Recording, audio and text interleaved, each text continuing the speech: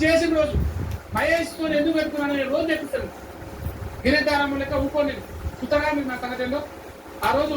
మా ప్రేక్షకులు భారతీయ సేన ప్రేక్షకులు మహేష్ గారి ఏదో దాడి జరిగిన రోజు చూస్తాం.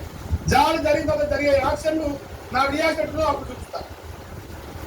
రాజాబాయి విమర్శించడం ఏ రోజులన్నా బీజేపీలో ఉంటే మాట్లాడు